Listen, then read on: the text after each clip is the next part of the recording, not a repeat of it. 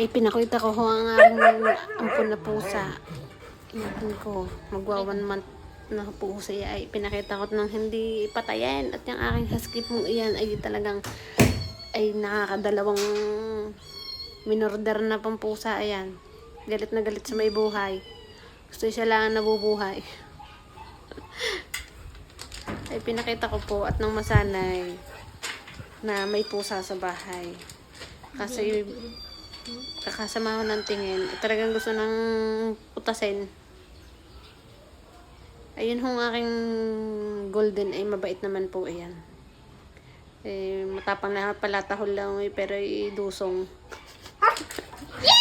Ito yung pagkakataas tumulan ay gusto ng dambahan. Gusto nang tumakas at gusto nang utusin ng aking pusa.